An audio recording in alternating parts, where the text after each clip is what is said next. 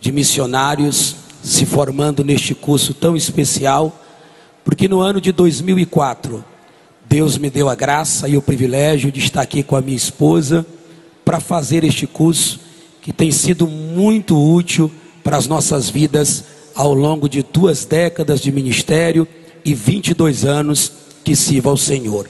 Este trabalho é um trabalho de Deus, é um curso que deve ser valorizado. Devemos intensificar as nossas orações por este projeto, para que a chama continue acesa e muitos missionários continuem sendo preparados para o campo.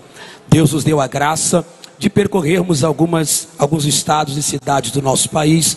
Só no Maranhão foram 125 municípios. Hoje no estado de São Paulo, várias cidades, além de 3 países deste mundo. Estivemos na Argentina, no Paraguai, no Uruguai e também no Peru, pregando a palavra de Deus. E sempre lembramos de tudo aquilo que recebemos neste curso tão especial. E ontem eu estive aqui visitando e o pastor Ramos nos facultou a oportunidade de alguns minutos, 2 minutos, e eu vou ficar na mesma direção da palavra que ontem compartilhei brevemente com os missionários, só que estendendo-a à igreja neste momento. Se você está com a sua Bíblia aberta, Isaías capítulo 12, versículo 3 diz assim: e vós com alegria tirareis águas das fontes da salvação. E vós com alegria tirareis águas das fontes da salvação. Não podemos nos ater aos detalhes do capítulo 12 do livro de Isaías, dado o tempo precioso que temos que aproveitar aqui. O certo é que nós estamos diante de um cântico que seria entoado pela nação após a ira de Deus ter cessado e a restauração tão sonhada chegasse àquele povo. Mas a primeira vez que eu me deparei com este texto, eu encontrei algo nele que me causou curiosidades e me levou a estudá-lo de maneira mais detalhada.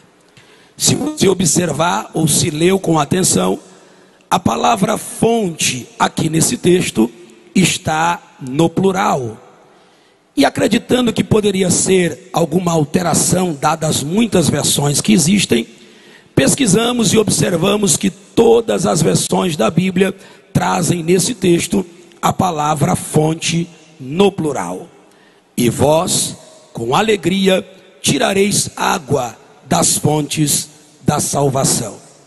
Desde que me entendo por servo de Deus e cheguei na igreja para servi-lo, temos ouvido ao longo dos anos a pregação bíblica indiscutível que a única fonte de salvação existente chama-se Jesus Cristo, o Messias, o Salvador. Não há outra fonte. Em Atos 4:12, Pedro diz que debaixo do céu não há outro nome dado entre os homens pelo qual importa que sejamos salvos. Somente Jesus é a fonte de salvação. Cabe então aqui um questionamento: por que haveria Deus de inspirar e iluminar o profeta para escrever que haveria um dia em que as pessoas tirariam das fontes da salvação a água que precisariam para saciar as suas sedes? E Bíblia se responde com a própria Bíblia. Quando o profeta fala isso aqui, servia tanto para o tempo daquela nação, para aquele tempo profético de restauração, mas também apontava para os nossos dias, para um tempo em que Deus resolveria olhar para o mundo, levantar homens e mulheres, escolhê-los e fazer deles estas fontes de salvação. E eu gostaria de provar isso para você. Se você passeia 700 anos depois e chega no Evangelho de Jesus segundo escreveu João, Jesus está na cidade de Sicar e está evangelizando a chamada mulher samaritana.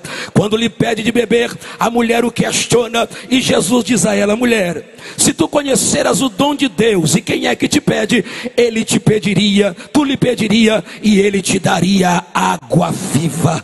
A mulher olha para ele e diz: Senhor, tu não tem corda, o poço é fundo, de onde terias tu água viva? É nesta hora que Isaías capítulo 12 é corroborado corroborado pela boca do Messias. Pois Jesus diz: mulher, quem beber desta água voltará a ter sede, mas quem beber da água que eu lhe der, nunca mais terá sede. Pelo contrário, a água que eu lhe der se fará nele uma fonte a jorrar para a vida eterna. Mais tarde, no capítulo 7, na festa dos tabernáculos, no último dia, o grande dia, Jesus se levanta entre todos e diz: quem tem sede, venha a mim e beba. Quem crê em mim, como diz as Escrituras, do seu interior fluirão rios de águas vivas. Ou seja, cada crente salvo, perdoado, liberto pela palavra, é uma fonte para jorrar para a vida eterna e levar a salvação ao pecador perdido. Bendito seja Deus. Quantos podem agradecer pelo privilégio de terem sido feitos uma fonte de Deus? E deixa eu explicar isso aqui de maneira muito simples. Só entende o que é uma fonte quem evangelizou na prática. Quem nunca pregou para um pecador, quem nunca evangelizou uma alma, não vai entender isso aqui literalmente. Se lembra aquele dia que você estava pregando, evangelizando alguém, e você começou a falar e parece que não tinha resultado, pastor Clebson Bandeira. Mas de repente, o Espírito permite que uma palavra saia de você diferente, e essa palavra bate no coração do pecador. A lágrima cai de um lado, a lágrima cai do outro. É a fonte que está jorrando, é a fonte que está jorrando. E eu declaro essa noite que muitas fontes vão jorrar em Imperatriz para dar água viva ao sedento. Glória a Deus. Que a sua fonte jorre, que água viva saia de dentro de mim e de você. Que as nossas palavras tenham vida para pecadores. Em um tempo de notícias falsas e absurdas, a igreja tem a melhor notícia: é as boas novas do Evangelho para dar ao pecador a libertação. Glória a Deus. Mas caminho para a conclusão lhe fazendo uma indagação: com que essas fontes são abastecidas? Que água viva é essa? Que rio é esse que pode fluir de nós? Obviamente, e sem muitos detalhes, eu me refiro à pessoa daquele que já se manifestou aqui esta noite. Eu estou falando do Espírito Santo de Deus. Ele é o rio de Deus que está dentro de nós. Foi o próprio Cristo quem prometeu: não vos deixarei órfãos, rogarei o Pai, e Ele vos dará o outro Consolador, a fim de que fique para sempre convosco o Espírito da verdade, que o mundo não conhece, mas aqui está a igreja que o conhece, porque o tem, porque Ele habita em nós. No entanto, é aqui que eu encontro a diferença entre a fonte única e exclusiva, que é Cristo, e as outras fontes secundárias que foram escolhidas por Deus. É que Cristo, como fonte principal, você pode ir em todo tempo até Ele e nunca vai faltar água da vida. Pode ir a Jesus, que tem água 24 horas para você beber, porque lá nunca vai se secar a fonte. Mas nós, seres humanos falíveis, passivos de erro, podemos ter a nossa fonte se secando. Permita-me a pergunta reflexiva: como está a sua fonte? Em que nível de água você pode identificar a sua vida diante de Deus? Até onde o nível está para que você possa propor esta água da vida àqueles que necessitam? Eu não sei em que nível está, mas posso lhe dizer o que pode trazer a sua fonte ficar vazia, ficar seca. Pelo menos 3 atitudes que é possível o homem realizar contra a pessoa bendita do Espírito Santo. 3 atitudes bíblicas, e Paulo falou delas dizendo: a primeira está na boca de Estevão, no capítulo 7 de Atos dos Apóstolos, quando Estevão está pregando às autoridades, e de repente ele vê os seus rostos duros, suas frontes fechadas, e aí Estevão diz para ele: vocês são semelhantes aos vossos pais, vocês sempre resistem ao Espírito de Deus. A primeira coisa que seca uma fonte é a resistência à manifestação e ao poder do Espírito. Eu tenho andado um pouco, não sou um grande pregador, tenho algumas oportunidades, mas tenho visto muitas igrejas presas a liturgias, a grandes louvozões, prendendo o Espírito Santo numa caixinha e deixando agir quando bem querem. Aqui não, o Espírito Santo não terá resistência. Ele pode agir no começo, ele pode agir no meio, ele pode agir, porque aqui não resistimos ao Espírito de Deus. Se ele vier te visitar até o final deste culto, não resista, mas abra o coração e diga: pode vir, Espírito Santo, eu preciso de ti, eu preciso de ti. Uma outra atitude está em Efésios 4:30. Agora sim, Paulo disse: não entristeçais ao Espírito de Deus, com o qual fostes selados para o dia da redenção. Lamento que minha geração tenha entristecido muito o Espírito Santo.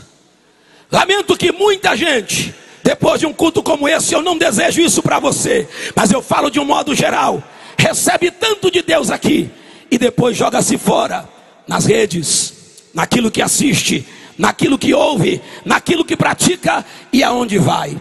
E aqui Paulo está se referindo ao Espírito não como um vento, como uma força ativa, mas como uma pessoa santa, divina. O Espírito Santo é Deus. Os cessacionistas querem dizer que ele não se manifesta mais, mas ele está no nosso meio e é bem-vindo, e é querido, e é amado, e não pode ser entristecido.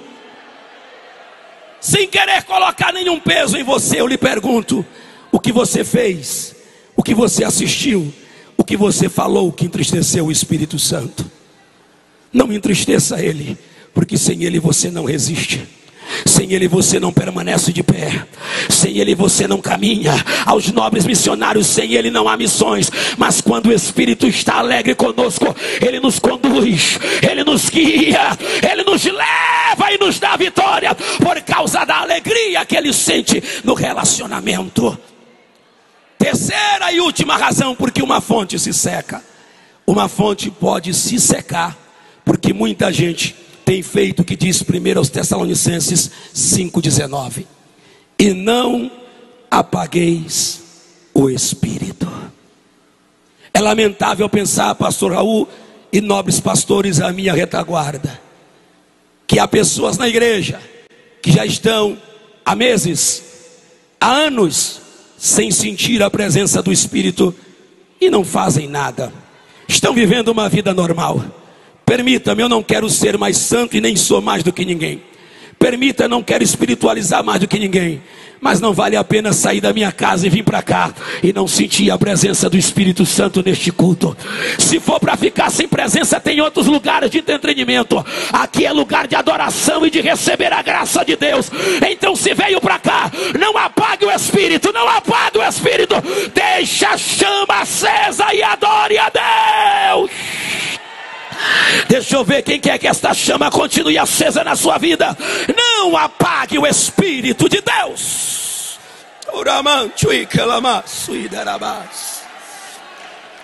Eis as razões porque a fonte se seca. Mas eu não vim aqui para trazer uma palavra de pessimismo e dar um ponto final aqui nesta mensagem. Assim como a fonte se seca, ela também pode se encher até transbordar. Vou repetir porque eu vi alguém dando glória a Deus. Assim como a fonte se seca, ela também pode se encher até transbordar. Bendito seja Deus. Pastor, e o que eu faço para a fonte se encher? Simples, 2 passos são suficientes. O primeiro deles é uma fé inabalável, ou seja, acredite que esta água da vida está à sua disposição. Quando os contemporâneos do dia de Pentecoste perguntaram para Pedro: o que faremos? Então Pedro responde: arrependei-vos, e cada um de vós seja batizado em nome de Jesus para a remissão de pecados, e recebereis o dom do Espírito Santo, porque a promessa é para vós, para vossos filhos, para os que ainda estão longe, isto é, para tantos quantos o Senhor nosso Deus chamar. É para você a promessa do Espírito de Deus.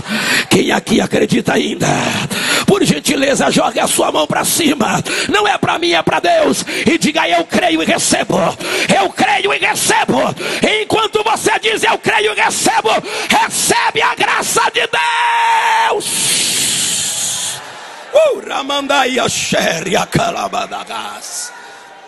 Segundo passo, e eu entrego o microfone a quem de direito.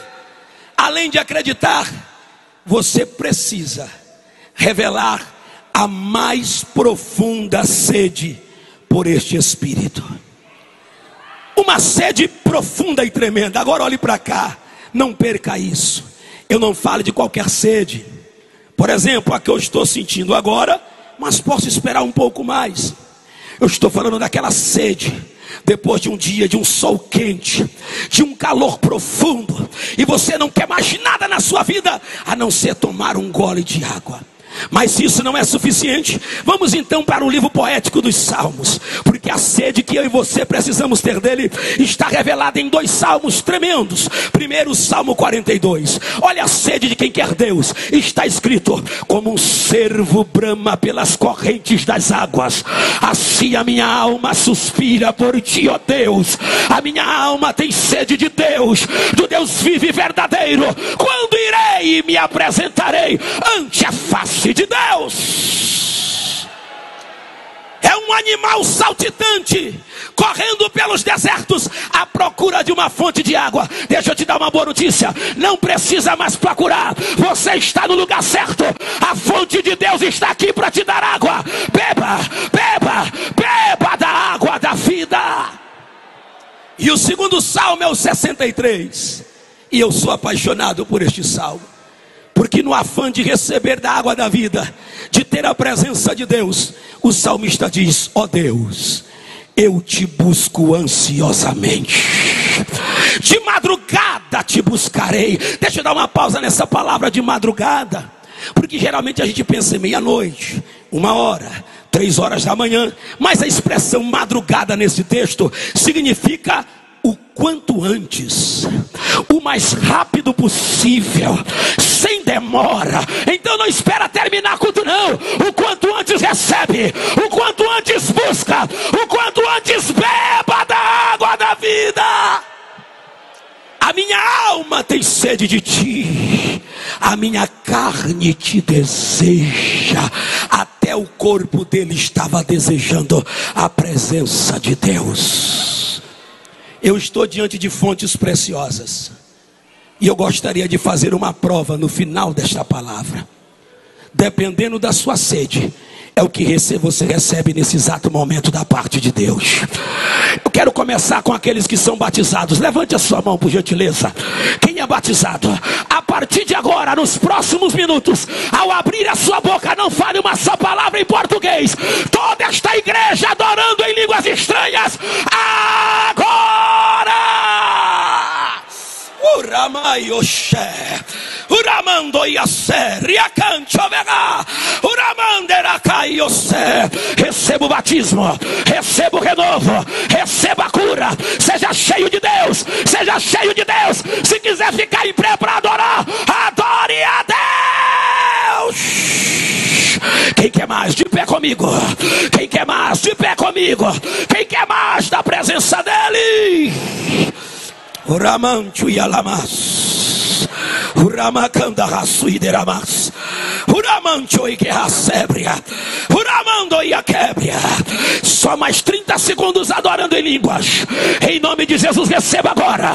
Em nome de Jesus, missionários, saiam daqui cheios do Espírito de Deus agora. Glória a Deus. Louvaremos ao Senhor com o grupo de louvor da congregação Alto Refúgio. Depois o pastor Raul.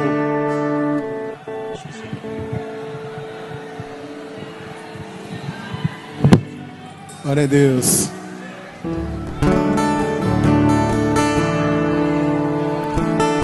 Adore o Senhor juntamente conosco, amém? Pai nosso que estais no céu, santo é teu nome, venha a nós o teu reino, seja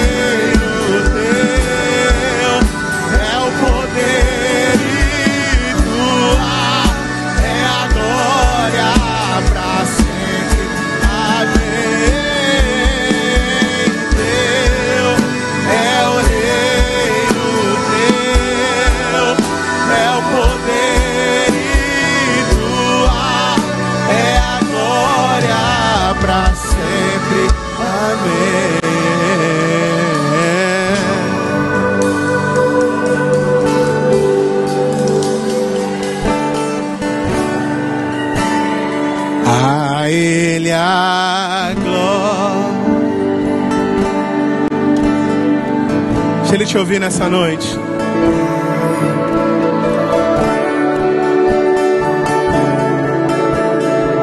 A Ele a glória.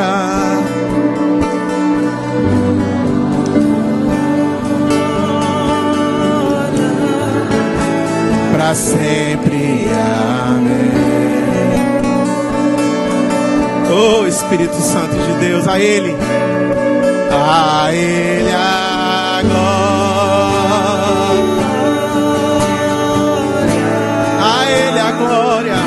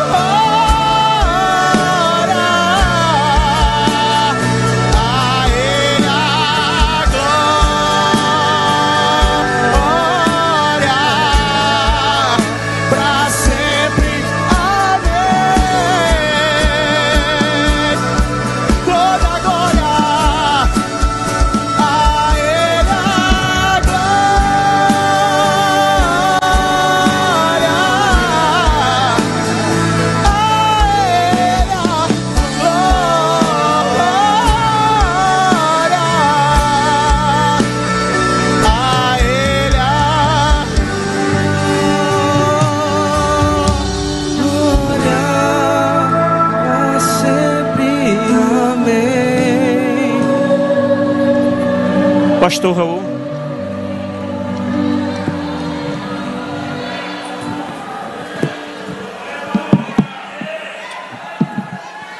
Meus amados, a paz do Senhor, podeis assentar. Graças a Deus. Glória a Jesus. Nesta noite, o Senhor já tem falado profundamente aos nossos corações. E eu estou agradecido a Ele, porque através da palavra que acabamos de ouvir e da leitura do texto bíblico em Isaías 12, nos remete a refletir da nossa, que somos uma fonte cheia dessa graça, mas também do desejo profundo que temos de conhecer o Senhor. Eu acredito que cada crente convicto que tem o Espírito Santo em si, ele deve buscar o Senhor com profundidade, buscar a Deus. A gente não se satisfazer apenas com coisas superficiais. A gente tem que ir mergulhar mais profundo nesse oceano para buscar o Senhor enquanto se pode achar, com uma fome, com uma sede que nada possa satisfazer a não ser o próprio Deus. Cada um deve ter a sua experiência nessa busca do Senhor, porque quando você encontra o Senhor nessa profundidade do seu coração, você passa a ser um condutor de bênçãos, porque você conduz em você a palavra da salvação, para você compartilhar com outra pessoa, para salvar alguém, para curar alguém, para abençoar pessoas. Você é o instrumento, você é o condutor dessa verdade, mas você tem que estar cheio primeiro. Sobretudo, que a gente deve buscar nesta vida, Jesus ele diz em Mateus 6:33, devemos buscar em primeiro lugar o reino de Deus. A gente busca, às vezes, um jovem, ele tem tanto desejo de passar no Enem, e ele se aprofunda no estudo, ele busca, ele vai até que pode, para poder ser vitorioso. Outros vão buscar, às vezes, um emprego, um dinheiro, alguma coisa desta vida. Não tem nada de errado nisso. Mas a pergunta é: e Deus? Você busca com essa intensidade? Você acha tempo para buscar o Senhor, para aprender dEle, para conhecer Ele? João 17,3 diz: conhecer a Deus e a Jesus Cristo, isso é a vida eterna. Então, somos estimulados pela palavra do Senhor a, como diz no Salmo 42, igual a corça, o servo, que ele busca ansiosamente o Senhor, ele quer a presença de Deus, o Deus vivo. A gente não satisfaz o coração, os anseios da nossa alma com nada desta vida, embora tudo nesta vida tenha a sua importância. Tudo tem a sua importância, o seu valor. Porém, a gente não deixa que nos satisfaça, que preencha o nosso vazio, até que encontremos o Senhor. Portanto, que nessa noite o Espírito que falou conosco através dessa mensagem tenha tocado profundamente os nossos corações, para a gente buscar o Senhor, ser cheio dEle, e depois de cheio, além de produzir frutos, você ser condutor, instrumento para chegar às pessoas e poder compartilhar uma palavra de Deus ao coração. Às vezes eu fico lembrando assim, que nosso povo, né, antigamente, quando aceitava Jesus, havia uma fome tão grande de ser batizado do Espírito Santo, que as pessoas ficavam buscando o tempo todo. Quantas e quantas pessoas entraram nos seus quartos, fecharam a porta e dizem: daqui eu não saio, até que o Senhor me batize no Espírito Santo. Eu olho para o Clécio Bandeira ali, que é um dos grandes instrumentos de Deus nessa geração para ganhar almas, mas a fome dele é tão grande que um dia ele comprou um caixão. Ele levou para sua casa, isso já tarde da noite, e abriu o caixão e disse: Deus, eu vou entrar nesse caixão para morrer, ou tu me dá o dom, a capacidade para mim ganhar almas, ou então me leva. O caixão já está aqui. É uma coisa de louco, né? Mas isso mostrava o desejo, a fome, a vontade. E Deus lhe deu uma graça especial para ganhar almas nessa geração. Quero parabenizar a turma 52, a 52ª turma. Como disse o pastor Elias Oliveira, a melhor turma, cada um é a melhor, né? Mas vocês é a melhor, é a última, né? Que vocês possam levar consigo esses belos ensinamentos aprendidos aqui, a dinâmica da igreja, essa experiência adquirida, para que você seja igual ao pastor Max Douglas. Ele aqui foi instrumento de Deus, já pregou em 4 nações no Brasil, tem sido um grande pregador. Agora foi o ministro ali da Escola Bíblica de Obreiro no Conto Vitória, e ele passou por aí, foi aluno do curso, né? Em 2004 ele era aluno, igual vocês, ele é a esposa dele. Hoje está em Campinas, São Paulo, e Deus usando no Brasil pessoas preparadas.